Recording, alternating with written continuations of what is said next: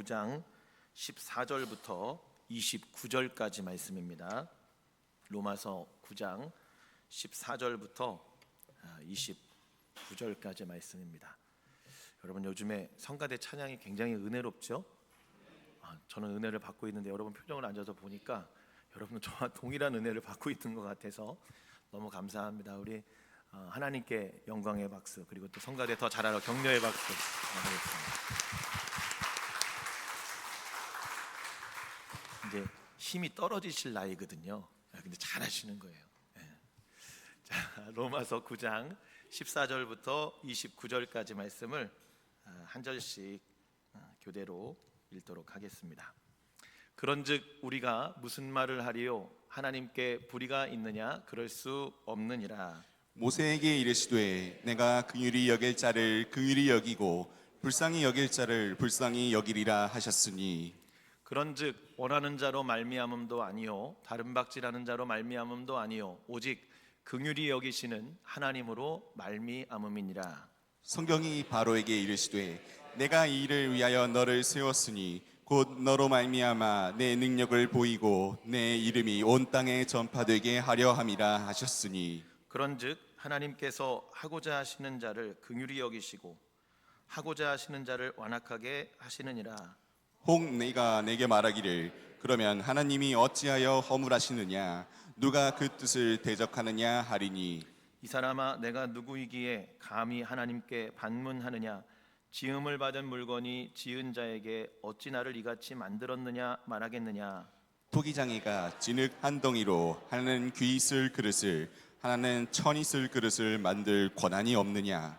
만일 하나님이 그의 진노를 보이시고 그의 능력을 알게 하고자 하사 멸하기로 준비된 진노의 그릇을 오래 참으심으로 관용하시고, 또한 영광 받기로 예비하신 바 긍휼의 그릇에 대하여 그 영광의 풍성함을 알게 하고자 하셨을지라도 무슨 말을 하리요?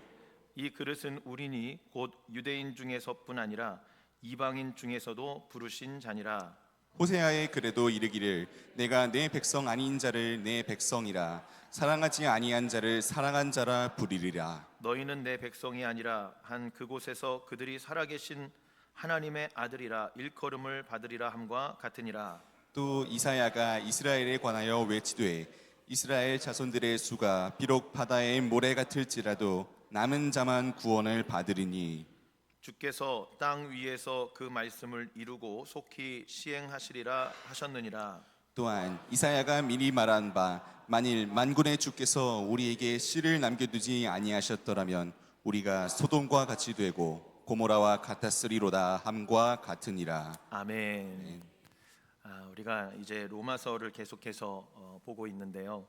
로마서 8장까지는 지난주 말씀드린 것처럼 바울이 이 믿음으로써 받는 구원에 대해서 이신칭이라고 이야기를 하죠. 이 부분에 대해서 아주 구체적이고 아주 세밀하게 이렇게 설명을 하고, 마지막 8장에 가서는 바울이 막 이 감격 때문에, 이 감격에 넘쳐서 이 하나님께 구원받은 은혜와 감격을 주체할 수 없는 마음으로 이들에게 막 선언하듯이 그렇게 이야기를 합니다. 그리고 지난주 말씀에 우리가 8장의 감격에만 머물러 있지 말고 9장에 그런 동족을 바라보며 마음에 끊이지 않는 고통, 하나님 아버지의 마음을 가지고 예수님 믿지 않는 이들을 우리가 섬기자, 이렇게 말씀드렸습니다. 어떻게 여러분 지난주에 잘 섬기셨습니까? 네, 명절을 맞아 가족들 만나고 예수 믿지 않는 그런 가족들 여러분 잘 섬겼습니까? 이따가 목장 예배 드릴 때 꼭 여러분 우리 목자들이 한번 물어보세요. 지난주 어떻게 섬겼는지, 본인들이 섬긴 이야기도 좀 하시면서. 여러분, 우리가 8장의 감격에만 머무르지 않고 구원받은 자는 이 감사와 감격을 가지고 그리고 9장으로 나아가야 되는 거예요. 동족을 향한, 구원받지 못한 이들을 향한 그런 끊임없는 고통, 이 마음이 하나님 아버지의 마음인 줄로 믿습니다. 이제 9장부터 11장까지는 이스라엘, 신약 시대의 이스라엘의 그 위치, 지위에 대해서 이야기를 합니다. 구약에는 아주 절대적이죠. 하나님의 선택받은 유일한 민족. 신약에서는 과연 이 이스라엘이 그러면 예수님 오신 이후에는 어떠한 위치에 있는가? 바울이 이야기를 합니다. 먼저 9장에는요 선택받았던 과거의 이스라엘에 대해서 이야기합니다. 뭐 아브라함 이야기도 하고 뭐 야곱 이야기도 하고 이삭 이야기도 하고 그러면서 선택받았던 과거의 이스라엘에 대해서 이야기하고 10장에서는 거절당한 현재의 이스라엘, 안타깝죠. 예수 믿고 이 복음으로 들어오지 못한 그 현재의 이스라엘에 대해서 이야기를 하고 있고, 그 다음 11장은 마지막 미래에 회복될 그런 미래의 이스라엘을 다루고 있습니다. 이 9장의 이 전반부에서 우리가 지난주에 살펴본 것처럼 바울이 그렇게 얘기합니다. 동포를 향한 애틋한 마음을 이야기하지만 그 유대인들이, 이스라엘이 다 구원에 이르는 것은 아니다, 이렇게 얘기합니다. 바울은 이스마엘이 아니라 이삭을, 에서가 아니라 야곱을 선택하신, 그들이 태어나기도 전부터 그 섭리를 가지고 그들을 선택하신 하나님의 전적인 은혜와 섭리로 그들의 구원이 결정이 되지만, 하나님의 이 선택에 믿음으로 반응한 사람들, 하나님의 이 부름에 믿음으로 반응한 약속의 자녀만 구원받을 수 있음을 강조하고 있습니다. 그러면서 하나님의 주권과 하나님의 이런 섭리는 언제나 선합니다, 이렇게 강조하고 있죠. 약속의 자녀가 이스라엘이라는 거예요. 하나님이 선택한 자가 이스라엘이라는 겁니다. 단순히 그냥 아브라함의 씨라고 이스마엘은 안 된다 이거예요. 순번으로 따지면 에서가 맞습니다. 근데 야곱의 씨를 하나님이 나의 백성이다라고 이렇게 인정해 주신 것처럼 하나님의 뜻에 믿음으로 반응한 사람들, 그러니까 히브리서도 여러분 11장에 보면 믿음으로 아브라함, 이삭, 야곱 이야기가 쭉 나오지 않습니까? 믿음으로 반응한 사람들, 하나님이 누구는 선택하고 누구는 선택하지 않았다, 이런 이야기에 대해서 지금 반문하는 사람들이 있었던 것 같아요. 그러니까 복음을 받아들이지 못하고 바울을 반대하는 그 이들이요, 이렇게 얘기하는 겁니다. 누구는 선택하고 누구는 선택하지 않았다면 하나님이 그러한 이런 불의하신 분 아니냐, 불공평하신 분 아니냐, 지금 이렇게 바울에게 따지고 드는 사람들이 있었던 것 같습니다. 이런 사람들에게 바울이요, 바로 선하신 하나님의 주권에 대해서 가르치고 있는 내용이 오늘 본문의 말씀입니다. 한번 14절 말씀을 읽어보도록 하겠습니다. 14절 시작. 그런즉 우리가 무슨 말을 하리요?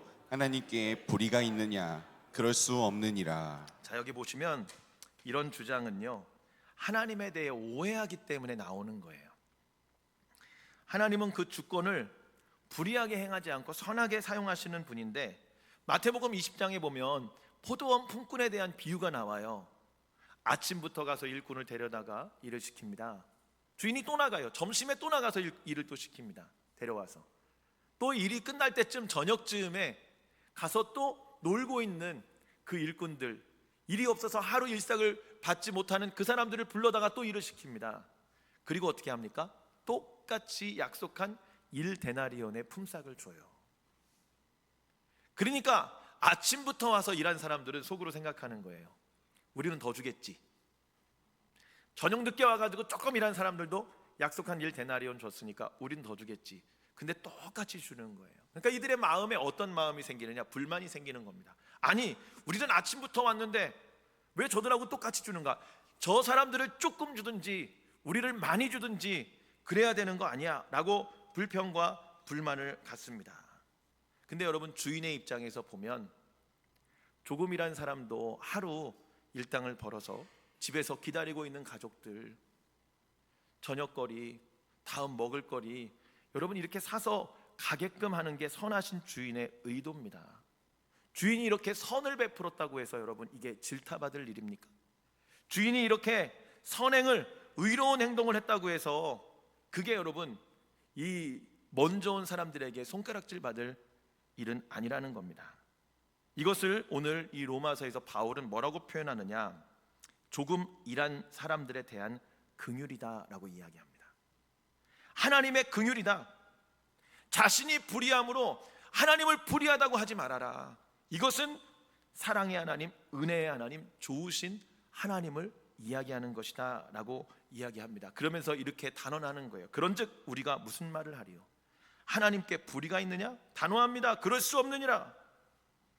어떤 점에서 하나님의 선택과 부르심이 공의로우신 것입니까? 오늘 말씀에 보니까 하나님이 긍휼히 여기신다 이런 얘기가 많이 나와요. 한번 15절 말씀 읽어볼까요? 15절 말씀 같이 읽습니다. 시작. 모세에게 이르시되 내가 긍휼히 여길 자를 긍휼히 여기고 불쌍히 여길 자를 불쌍히 여기리라 하셨으니. 네, 여기 보면 모세 이야기를 예를 들고 있죠. 이 말씀이 출애굽기 33장 19절에 기초한 말씀이에요. 하나님이 이스라엘을 애굽에서 이렇게 부르시잖아요.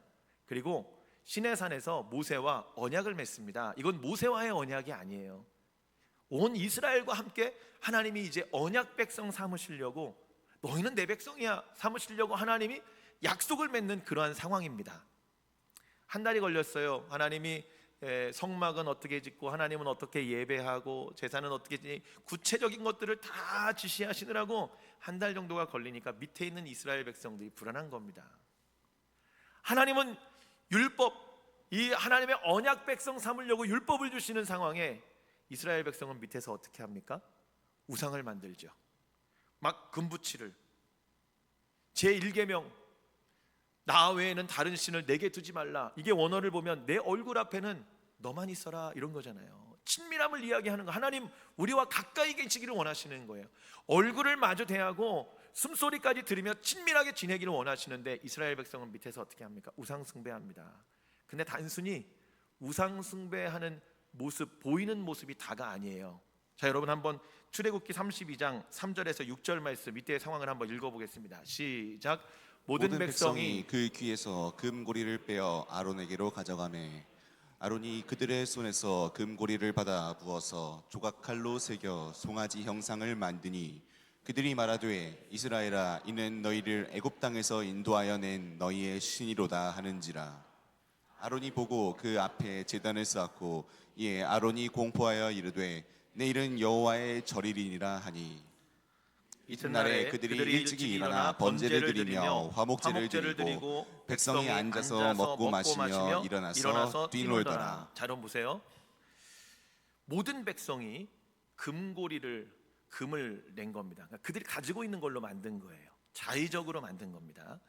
거기에다가 마지막 6절 말씀을 보니까 아침에 이튿날에 일찍이 일어나 번제를 드리며 화목제를 드리고 뭐한테요? 우상한테. 그리고 어떻게 하느냐? 먹고 마시며 일어나서 뛰놀더라 이렇게 얘기합니다. 여러분 이 뛰놀더라 이게 뭐예요? 어린아이들이 마당에 나가서 펄쩍펄쩍 뛰노는 거 그거 아닙니다, 여러분. 그럼 뭐예요? 애굽에서 행하던 일이에요. 어떤 일이냐?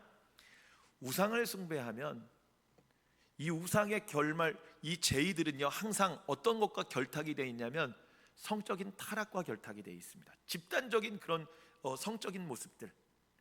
그러니까 여기에서 지금 이스라엘 백성이 하나님께 번제를 드리고 하나님께 화목제를 드린 게 아니고 이 우상 금송아지 이거 바라보면서 만들어 가지고 애굽에서 행했던 그 습관대로, 그 종교적인 습성대로 우상 만들어 놓고요 그 앞에서 뭐 하는 거예요? 지금 하나님 앞에 성적인 타락의 집단 행위를 하고 있는 겁니다. 하나님이 이 모습을 봤어요. 모세가 십계명 돌판을 가지고 내려오다가 이 모습을 봤어요. 여러분 얼마나 충격이겠습니까? 그러니까 던져서 깨버리는 거예요. 단순히 우상 숭배만 한 걸로 끝나는 게 아니고요 이런 도덕적이고 성적인 타락의 모습까지 아주 모든 백성이 이 애굽으로 돌아가 버린 겁니다. 그러니까 하나님이요 뭐라고 말씀하시냐면 모세야 이 백성 다 쓸어버리고 내가 너를 통해 다시 언약 백성을 삼겠다 이렇게 말씀하십니다. 그때 이 모세가 하나님께 나아가서 이스라엘을 위해 중보하며 기도합니다. 그 기도의 내용이 이 15절 오늘 읽은 말씀처럼 자신을 불쌍히 여기사 이스라엘과 함께 가나안에 가게 해달라고, 이 백성 하나님 불쌍히 여겨달라고, 긍휼히 여겨달라고 이렇게 중보하며 모세가 기도합니다. 그때 하나님이 이 모세의 기도를 들으시죠. 그리고 이스라엘과 함께 가겠다고 약속하십니다. 하나님은 이런 모세를 긍휼히 여길 자를 긍휼히 여기신다 이렇게 말씀하고 있는 거예요. 모세를 긍휼히 여기신 것처럼 모세를 생각해서 이스라엘도 긍휼히 여기셨다라는 말씀이 바로 15절의 말씀입니다. 여러분, 하나님의 긍휼이 임하는 그러한 삶이 돼야 될 줄로 믿습니다. 그래서 16절에 이렇게 이야기해요. 한번 16절 말씀 띄워주실래요? 읽어볼까요? 시작. 그런즉 원하는 자로 말미암음도 아니요 다른 박질하는 자로 말미암음도 아니요 오직 긍휼히 여기시는 하나님으로 말미암음이니라. 자, 여러분 여기 보세요. 긍휼히 여김을 받는 거, 우리가 긍휼히 여김을 받는 건 우리가 원해서 우리의 힘으로 할 수 있는 게 아니라는 거예요. 원하는 자로 말미암음도 아니고 열심히 노력하고 다른 박질한다고 되는 것도 아니고 오직 긍휼히 여기시는 하나님으로 말미암음이니라. 여러분, 구원이 인간에 의해서 결정되는 것이 아니고요, 오직 긍휼히 여기시는 하나님으로 말미암아 결정되는 건 줄로 믿습니다. 이게 여러분 전적인 하나님의 은혜라는 거예요. 구원은 하나님의 전적인 은혜입니다. 그러니까 우리가 하나님 앞에 구원받기 위해서는 전적인 하나님의 은혜와 긍휼을 구하며 나아가야 된다는 거죠. 회개하며 나아가야 된다는 겁니다. 바디메오가 예수여 나를 불쌍히 여겨주소서, 그때 예수님이 긍휼히 여겨주셨고, 세리가 나를 불쌍히 여기소서 기도할 때 그 기도를 들으시고 하나님이 그를 의롭다고 칭해 주셨고, 수로보니게 여인이 귀신 들린 딸을 두고 나를 불쌍히 여기소서 하며 나아갔을 때 불쌍히 여기사 그 딸을 고쳐 주셨다는 말씀입니다. 우리도 이들과 같이 죄를 회개하고 하나님 앞에 겸손하게 긍휼을 구하며 나아가야 될 줄로 믿습니다. 그때 주님이 우리를 긍휼히 여겨주시는 거예요. 자, 여러분 또 17절부터 19절 말씀 읽어보도록 하겠습니다. 시작. 성경이 바로에게 이르시되 내가 이 일을 위하여 너를 세웠으니 곧 너로 말미암아 내 능력을 보이고 내 이름이 온 땅에 전파되게 하려 함이라 하셨으니, 그런즉 하나님께서 하고자 하시는 자를 긍휼히 여기시고 하고자 하시는 자를 완악하게 하시느니라. 혹 네가 내게 말하기를 그러면 하나님이 어찌하여 허물하시느냐, 누가 그 뜻을 대적하느냐 하리니. 자, 여러분 보세요. 이게 좀 어려운 표현들로 쭉 되어져 있지만 쉽게 설명하면 그런 겁니다. 그러니까 하나님이 절대 주권으로 우리에게 행하시는데 연약한 인간이 그 절대적인 하나님 앞에 거부할 힘이 있냐 이거예요. 그러니까 내 잘못이 아니라 절대자 앞에 바로의 마음을 완악하게 하신 것처럼 그렇게 그냥 완악하게 하시면 우리가 그 절대자 앞에 반항할 힘이 뭐가 있습니까? 그러니까 우리는 하나님의 그런 타의에 의해서 이렇게 잘못한 거지 내 잘못이 아닙니다. 지금 그런 얘기를 하고 있는 거예요.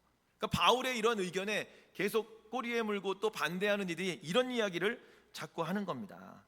그래서 뭐라고 얘기하느냐? 그러면 하나님이 어찌하여 허물하시느뇨? 누가 그 뜻을 대적하느뇨? 그러니까 하나님이 이렇게 정하셨으니까 우리 잘못이라고 허물하시느뇨? 어떻게 허물을 지적할 수 있습니까? 누가 그 뜻을 대적하겠습니까? 지금 이렇게 반문하고 있는 거예요. 하나님의 절대 주권 가운데 일하면 우리가 거부할 수 없습니다. 우리 인간은 책임이 없습니다. 그렇기 때문에 지금 이렇게 이야기하고 있다는 거죠. 바로의 예를 듭니다. 그래서 바로의 마음을 완악하게 하였다. 이건 여러분 바로의 잘못이 없다는 이야기가 아니에요. 아버지가 간혹 이렇게 얘기합니다. 죄를 지은 그런 자녀의 잘못 앞에 아버지가 뭐라고 얘기해요? 이 아이는 잘못이 없습니다. 제가 잘못 키워 그렇습니다. 제 잘못입니다. 저를 탓해 주십시오. 이렇게 얘기하잖아요. 그때 여러분 아들이 그래요. 아버지 나는 잘못 없어요. 여러분 저는 잘못 없어요. 다 저를 잘못 키운 아버지 잘못입니다. 이렇게 이야기하는 게 맞아요? 아니잖아요. 아들의 잘못이죠. 본인의 잘못이죠. 그러나 아버지가 그 책임을 통감하지만 이 아들이 잘못 없다가 아니에요. 용서해 달라는 거죠. 그러니까 이 아들도 그냥 긍휼히 여김을 구하면 되는 거예요. 제가 잘못했습니다. 제가 잘못 행동했습니다. 이러면서 긍휼을 구하고 잘못을 시인해야 된다라는 이야기입니다. 18절을 여러분 제대로 이해하려면 좀 앞으로 가서 지난주 말씀 13절을 조금 우리가 봐야 되는데요. 13절에 뭐라고 얘기하고 있냐면 기록된 바 내가 야곱은 사랑하고 에서는 미워하였다 함과 같으니라. 이렇게 얘기합니다. 그 하나님이 에서를 미워하셨대.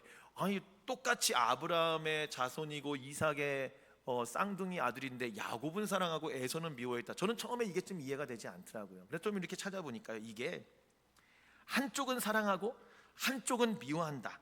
이 말이 고대 근동에서 사용하는 그런 일종의 과장법이에요, 여러분. 과장법.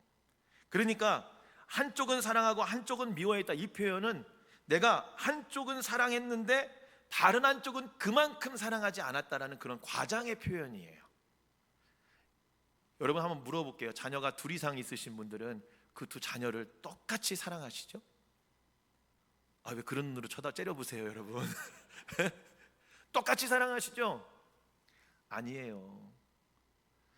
우리가 잘 감추고 있을 뿐이지 부모가 조금 더 마음이 가는 자녀가 있고요, 그렇지 않은 자녀가 있습니다. 희한하게 나를 조금 더 닮은 사람한테 마음이 가기도 하고요. 여러분 참 이게 희한한 거예요. 그러나 우리가 평생 비밀에 붙이죠. 절대로 내 속마음을 이야기하면 상처받으니까 안 되죠. 그러나 누구는 조금 더 사랑하고 누구는 조금 덜 이런 조금의 차이는 있을 수 있다는 겁니다. 이 표현이 그런 표현이에요. 야곱은 사랑하고 에서는 미워했다는 게 에서를 진짜 미워해가지고 하나님이 너 미워해 이게 아니고요, 야곱만큼 조금은 덜 사랑했다, 그런 이야기입니다. 그러니까 여러분 이 바로의 이야기도 마찬가지예요. 한번 누가복음 14장 26절 말씀을 한번 봐볼까요? 여기 보면은 이렇게 얘기합니다. 물은 내게 오는 자가 자기 부모와 처자와 형제와 자매와 더욱이 자기 목숨까지 미워하지 아니하면 능히 내 제자가 되지 못하고, 이렇게 얘기합니다. 여러분 이거를 잘못 문자 그대로 받으면 그래 가족 다 미워하란 얘기구나, 예수 믿으면 가족들 다 등져야 되네, 이렇게 오해할 수 있습니다. 그게 아니에요, 여러분. 이건 무슨 이야기냐면 하나님을 더 사랑하라는 이야기예요. 부모보다 가족보다 하나님을 더 사랑해라. 다 사랑하는데 하나님을 조금 더 사랑해라, 그런 이야기입니다, 여러분. 그러니까 이런 과장법에 대해서 우리가 이해를 해야 오늘 이 본문의 말씀이 제대로 이해가 될 수 있다는 거죠. 바로에게도 마찬가지입니다. 하나님이 바로에게 악한 마음을 심어줬다는 게 아니에요. 그럼 뭐예요? 원래 악한 마음은 바로에게 있었습니다. 이스라엘 백성을요 막 핍박하고요, 괴롭히고요, 막 억지를 쓰면서 재료도 더 주지 않고 결과물을 더 만들어내라고 하고요, 얼마나 고역을 시켰는지 모릅니다. 악한 마음이 그 바로에게 있었는데 하나님이 그냥 내버려 두시는 거예요. 그러니까 여러분 이 내버려둠을 당하는 게 엄청난 저주입니다. 악한 그 상태를 빨리 회개하고 하나님 앞에 돌아가는 게 은혜예요. 우상 숭배하고 막 난리를 쳤어도 모세가 이야기할 때 빨리 하나님 앞에 엎드리고 회개하면 되는 겁니다. 근데 바로는 그런 마음이 없었다는 거죠. 악한 마음에 하나님이 그냥 내버려뒀다는 그런 이야기예요. 하나님이 이런 강팍한 바로의 마음도 이스라엘의 언약을 이루시는데 온 인류의 구원의 계획에 선하게 사용하셨다, 그런 이야기입니다. 여러분 이걸 뭐라고 얘기하느냐 한번 따라해 보실래요? 하나님의 주권. 이게 하나님의 주권이라는 겁니다. 오늘 이 말씀이 오늘 본문에 잘 드러나 있는 구절이 있습니다. 그게 어디냐면 20절과 21절 말씀이에요. 한번 읽어볼까요? 20절 21절 시작. 이 사람아 내가 누구이기에 감히 하나님께 반문하느냐? 지음을 받은 물건이 지은 자에게 어찌 나를 이같이 만들었느냐 말하겠느냐? 토기장이가 진을 간덩이로 하나는 귀 있을 그릇을 하나는 천 있을 그릇을 만들 권한이 없느냐? 어떻게 병호 형제 저보다 목소리를 더 까시는 것 같아요. 조금만 띄워줘, 힘을 조금만 더 주세요. 여러분 토기장이 비유를 해요. 이 토기장이 비유는요 하나님의 주권을 인정해라. 어떤 주권? 창조주이신 하나님의 주권을 인정해라. 토기장이가 진흙 가지고 이렇게 만들어요. 뭐 백자도 나올 수 있고 뭐 어떤 도자기도 나올 수 있고 유명한 게 나올 수도 있고 그냥 우리가 집에서 쓰는 밥그릇 같은 거 나올 수도 있고 그렇잖아요, 여러분. 백자에다가 밥 먹을 수 있습니까? 고려청자에 밥 먹을 수 있어요? 용도에 맞는 밥그릇, 국그릇, 접시 이런 다양한 것들이 만들어져야 되는 거예요. 다 유용하게 쓰이잖아요, 여러분. 다 귀하게 쓰이잖아요. 그러니까 여러분, 이것은 값어치가 있냐 없냐의 문제가 아니라는 겁니다. 창조주 하나님이 그 주권대로 만드심을 인정하고 그냥 그 위치대로 귀하고 값지게 쓰이면 된다는 그런 말씀이에요. 여러분, 이스라엘이 완악하게 돼서 회개하지 않을 때 하나님이 그들을 바벨론으로 보냅니다. 마치 그 고난을 통해 다시 빚으시는 거예요. 토기장이 하나님이신 거죠. 그들이 회개하지 않을 때 회개하도록 주변 나라들을 들어서 훈련시킵니다. 하나님이 절대 주권 가운데 우리를 인도하신다는 거예요. 하나님은 창조적인 사랑으로 우리를 사랑하십니다. 그렇기 때문에요, 주권을 탓할 수 없다는 이야기죠. 여러분, 제가 지난주에 한 10명 정도 모이는 목사님들 모임에서 발제를 했습니다. 그러니까 주제를 하나 가지고 발표를 하는 거예요. 근데요, 제가 제일 어려요. 그리고 교회도 저희 교회가 제일 작습니다. 거기는 뭐 별의별 큰 대전의 목사님들이 많이 계신데 그 앞에서 뭐 어떤 내용으로, 뭐 목회적인 내용으로 하기도 그렇고 설교적인 내용으로 하기도 그렇고 어떤 발제를 해야 되나 제가 고민하다가요, 자존감에 대한 좋은 책이 있어가지고 그거를 한번 소개해야 되겠다. 왜냐, 여러분, 자존감은 나이가 많고 적고 뭐 부자고 아니고 뭐 직책이 높고 낮고 상관없어요. 교회가 크고 작고 상관없습니다. 자존감의 문제는 죽을 때까지 우리를 괴롭히거든요. 그래서 이 문제를 좀 해야 되겠다. 그래서 이제 슈테파니 슈탈이라는 사람이 쓴 나만 모른다, 내가 잘하고 있다는 걸, 이런 책이 있어가지고 이걸 이제 발제를 쭉 하는데, 이 프롤로그에 재미난 내용이 있어서 잠깐 소개를 드리려고 합니다. 이 사람은 두 가지 행성을 이렇게 소개하는데요. 첫 번째는 불안행성. 그러니까 많은 사람들이, 자존감이 약한 사람들은 이 불안행성에 산다는 거예요. 이 행성을 잠깐 설명하고 있는데 이렇게 이야기를 합니다. 매일매일이 위기라고 느낀다. 나는 약자다. 다른 사람들은 대부분 못된 놈들이고 나보다 강하고 똑똑하다. 이런 강한 자들이 마음에 들진 않지만 속으로는 나도 강자가 되고 싶다. 남들이 내가 약한 거를 혹시 보고 내가 그 약점이 들킬까 봐 가면을 쓰고 다닌다, 이런 얘기를 합니다. 그러니까 행복한 가면, 약하지 않은 척 가면, 내면은 좀 힘들고 어려운데, 슬픈데 고통스러운데 그렇지 않은 가면을 쓰고 나타난다는 거예요. 여러분, 이런 가면이 우리의 삶에 얼마나 많습니까? 주일날 나와서 보면 우리가 다 멀쑥하게 입고 있고 멀쩡한 것 같잖아요. 근데 여러분, 우리의 속도 그렇냐고요? 그렇지 않은 경우가 많잖아요. 이런 가면들을 쓰고 사는 사람들이 많은 이곳이 바로 불안 행성이라는 겁니다. 그럼 이 사람이 얘기하고 싶은 건 뭐냐? 이 불안 행성에서 탈출해가지고 어디로 가냐? 확신 행성으로 가라, 이런 얘기예요. 이 확신 행성은 어떤 곳이냐면, 사람들이 호감으로 대하고요, 약점투성이인 자신을 아끼고 사랑해주고, 일부 악의적인 인간들이 살기는 해요. 그래도 그냥 대부분은 괜찮다고 느낀대요. 그리고 집 밖에 나가 사람들을 만나도 위협을 느끼지 않고, 그래서 사람들이 아니 약점을 어떻게 감춥니까? 이렇게 물으면 이렇게 얘기한대요. 그냥 약점이 있는 채로 삽니다. 누군가 그 약점을 공격하면 어떻게 할 거예요? 그러면 이렇게 대답한다고 그래요.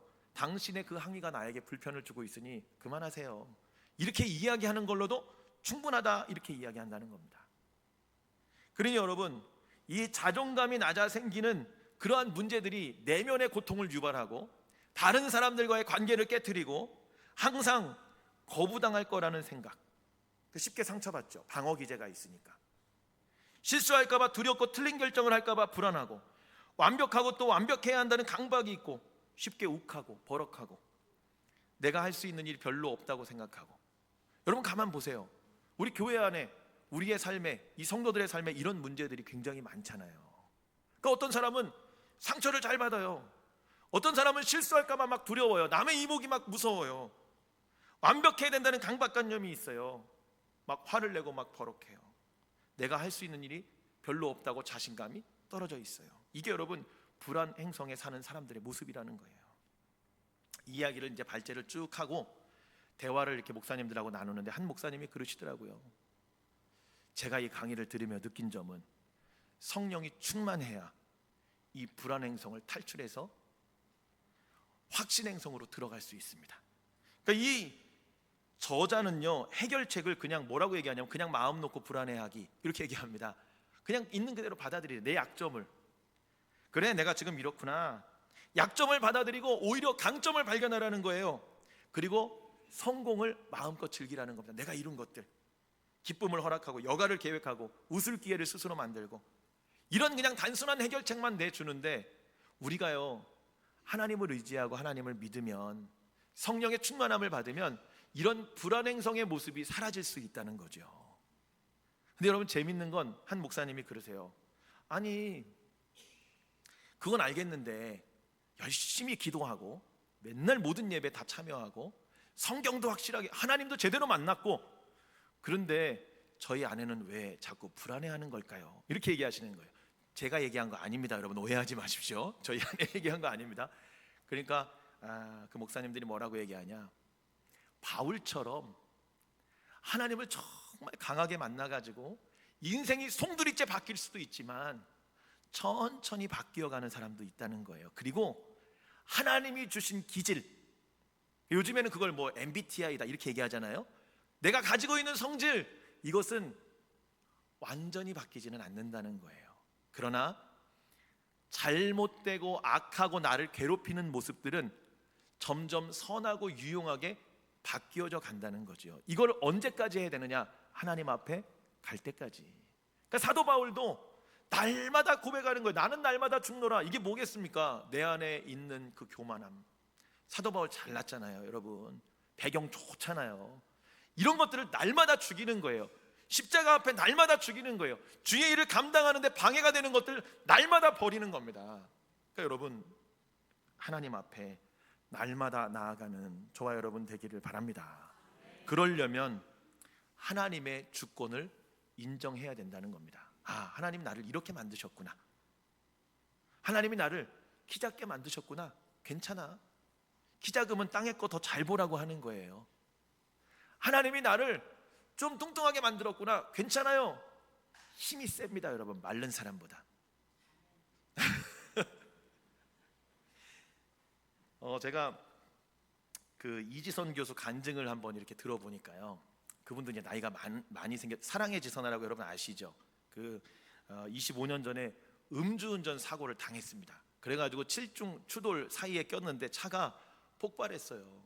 그 오빠가 이 동생을 이렇게 안고 꺼냈는데 이미 전신 55%의 3도 화상을 입은 거예요. 그 뭔 얘기냐면 몸의 절반 정도는 피부가 없어졌다는 겁니다. 정상적인 피부가 남아있지 않다는 거예요. 절반이. 몸이요 반 이상 불타서 없어집니다. 일주일 동안 아주 중환자실 응급실에 있는데 가장 위험한 사람, 곧 죽어도 뭐 이상하지 않은 사람, 그 위치에 일주일 동안 누워 있었던 거예요. 그러다가 정신이 들면 이지선 교수가 이렇게 기도했답니다. 하나님, 저를 데려가 주세요. 저 죽여주세요. 하나님, 저 이제 어떻게 삽니까? 저 못 삽니다. 근데요, 어머니가 이 딸을 지극정성으로 이렇게 돌보고, 그리고 하나님께 기도하자고, 감사하자고 이렇게 이야기. 기가 막힌 일이죠. 감사할 게 뭐가 있어요? 지금 23살의 이 젊은 청년이 불에 타서 이미 다 흉측한 그런 모습으로 자기 다리를 보는데요, 뭐 힘줄이 튀어나와 있고 막 뼈가 보이고 살이 다 녹아 있고, 이 모습을 보면서 나는 죽었구나. 절망 속에 있는 이 딸에게 하나님께 우리가 기도해 보자. 근데 이 딸이, 이지선 교수가 그런 마음이 들더래. 한 번은 하나님 앞에 한번 따져봐야 되겠다. 왜 나에게 이런 고통을 줬는지 한 번은 따져보자. 그러면서 하나님이 이지선 교수를 회복시키는데요, 나중에 어떻게 생각하게 됐냐면, 지금 자기가 당한 이 어려움이요, 지나가다가 길 가다가 사람하고 그냥 어깨 한번 부딪힌 정도로 느껴지더라는 거예요. 그냥 일상에 그냥 지나가다가 여러분 어깨 한번 부딪히면 어때요? 죄송해요. 그리고 그냥 가면 되잖아요. 아무 일도 아닌 것처럼. 그러면서 이제 감사의 조건을 찾는데, 이분 표현으로 그렇게 얘기합니다. 짜증나게도 감사할 조건이 있더라는 거예요. 그럼 어떤 감사냐? 감사의 내용들 제가 한번 적어봤습니다. 수술을 하면 나을 수 있다는 것에 감사. 수술하면 조금씩 좋아져요. 고통스럽죠? 어렵죠? 그러니까 많은 사람들이 이 수술을 굉장히 스트레스 받아 합니다. 근데 이지선 교수는 수술하면 나을 수 있다는 것에 감사. 또 두 번째는 수술할 때 아프지 않게 마취할 수 있어서 감사. 이런 게 감사라는 거예요. 다리에서 피부를 떼어다가 목에다가 이식을 했는데 잘 사라져서 감사. 처음으로 이제 몇 개월 만에 걸어서 화장실에 가게 됐다고 합니다. 화장실에 처음으로 걸어서 갈 수 있게 돼서 감사. 숟가락을 내가 짚고 입에 밥을 넣은 날 감사. 목소리 들을 수 있게 살아있게 해주신 것 감사. 그러면서 뭐라고 표현하냐? 진통제는 절대 줄 수 없는 평안을 내가 맛보게 되었다. 이렇게 고백합니다. 그러니까 하나님을 만나고 이 23살 화재 이 사건 교통사고 이전으로 돌아가고 싶지 않다는 거예요. 하나님이 이 사람의 삶을 생각을 완전히 바꾸어 주신 거죠. 이 이지선 교수의 이러한 사고의 중심에는요, 창조하신 하나님, 나를 이렇게 만드신 하나님에 대한 주권을 인정하는 믿음이 있었다는 겁니다. 여러분, 지금의 상황이 어떻습니까? 힘들어요? 지금의 상황이 어떻습니까? 어려워요? 질병이 나를 괴롭혀요? 내가 약해져 있습니까? 내 상황이 경제적으로 풍요롭지 않습니까? 자녀가 속을 썩여요? 여러분, 우리는 이 심리학 책을 지은 저자의 상황과는 다르잖아요. 이 사람은 혼자 그냥 긍정적으로 생각하고 이기래요. 근데 우리는 우리를 도우시는 하나님이 계시잖아요. 창조주 하나님, 주권자이신 하나님이 계시잖아요. 그 하나님을 우리가 붙잡고 기도할 수 있잖아요. 하나님, 나 불쌍히 여겨주세요. 긍휼히 여겨주세요. 간구할 수 있잖아요. 여러분, 이런 하나님의 주권, 이 토기장이 되신 하나님께 긍휼을 구하고 기도하고 한 주간 승리할 수 있는 저와 여러분 되기를 주의 이름으로 축복합니다. 기도하겠습니다. 오늘 우리가 말씀을 생각하며 하나님 앞에 기도하며 나아가기를 원합니다. 바울이 이야기한 것처럼 여러분, 하나님의 주권 아래 우리는 구원받았습니다. 긍휼히 여김을 받고 불쌍히 여김을 받을 때 하나님의 구원의 역사가 우리 가운데 나타날 줄로 믿습니다. 오늘 우리의 상황과 환경이 어떠하든지 간에 불평하고 불만할 것이 아니라 나에게 이런 상황과 환경을 주신 하나님 앞에 감사하며 그 하나님 이길 수 있는 힘도, 우리가 극복할 수 있는 힘도, 하나님 해결할 수 있는 그러한 힘도 허락해달라고 하나님 앞에 긍휼을 구하며 기도하는 저와 여러분 되기를 원합니다. 우리 이 시간에 말씀을 생각하며 우리 같이 합심해서 잠시 기도하도록 하겠습니다. 기도하겠습니다. 아버지 하나님, 감사합니다. 오늘도 하나님의 은혜 가운데 우리를 주의 전에 불러주시니 감사합니다. 아버지 하나님, 얼마나 많은 그런 고난의 파도가 우리를 향해 달려옵니까? 그러나 내 안에 하나님을 향한 분명하고 확실한 믿음, 창조주 하나님, 나를 구원하신 하나님이 나를 언제나 붙잡고 계시다는 분명한 확신 가운데 주님께 나아갈 수 있는 저희들 되게 하여 주시옵소서.